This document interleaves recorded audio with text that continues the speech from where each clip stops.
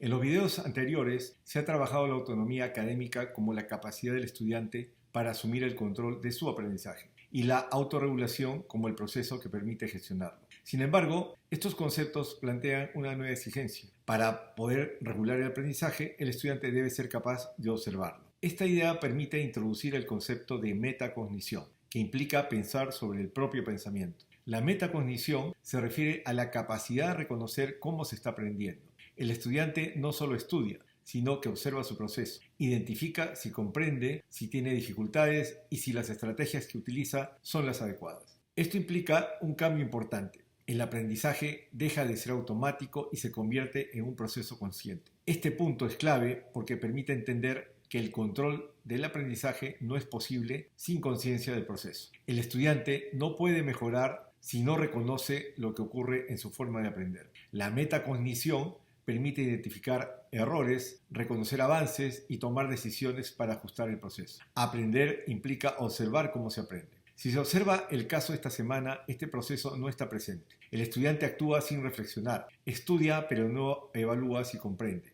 Como resultado, repite errores y no logra avanzar. El problema no es la falta de esfuerzo, sino la falta de conciencia. En el momento en que el estudiante comienza a observar su aprendizaje, el proceso cambia.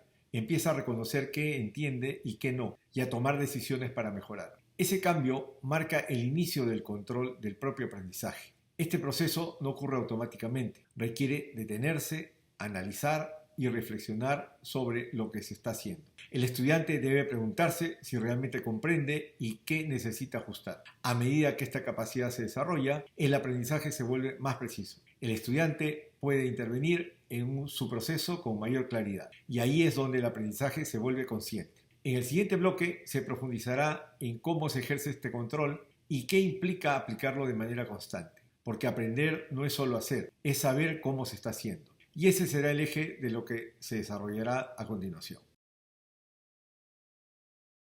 Si se profundiza en la metacognición, se hace evidente que no se trata solo de darse cuenta de lo que se sabe o no se sabe, sino de actuar a partir de esa conciencia. El estudiante no solo observa su aprendizaje, sino que lo interviene. Este paso es el que convierte la reflexión en control del proceso. El estudiante comienza a preguntarse cómo está estudiando, si está comprendiendo y qué necesita cambiar para mejorar. Este proceso implica un diálogo interno constante. El estudiante evalúa su desempeño mientras aprende. Se pregunta si entiende lo que lee, si puede explicarlo y si es capaz de aplicarlo. Estas preguntas permiten ajustar el proceso en tiempo real. Este tipo de control evita que el estudiante avance sin comprender. Este punto es clave porque permite entender que la metacognición no es un momento aislado, sino una práctica continua. El estudiante observa, evalúa y ajusta de manera permanente.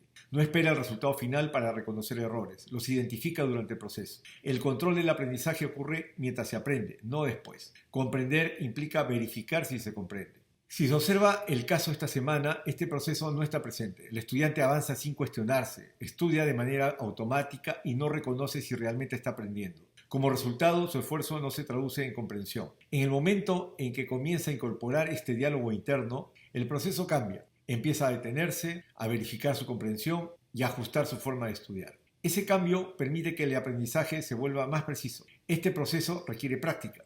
El estudiante debe acostumbrarse a observar su propio pensamiento y a cuestionar lo que hace. Este ejercicio no es inmediato, pero es el que permite mejorar progresivamente. A medida que esta capacidad se desarrolla, el estudiante adquiere mayor control sobre su aprendizaje. Puede anticipar dificultades, corregir errores y avanzar con mayor claridad. Y ahí es donde el aprendizaje se vuelve consciente y dirigido. La metacognición no elimina la dificultad, pero permite gestionarla. El estudiante no evita los problemas, aprende a identificarlos y a enfrentarlos. En el siguiente bloque se analizarán las implicancias de este control y cómo transforma la forma de aprender en el contexto universitario. Porque aprender no es solo avanzar, es saber cómo se está avanzando. Y ese es el núcleo del control del propio aprendizaje.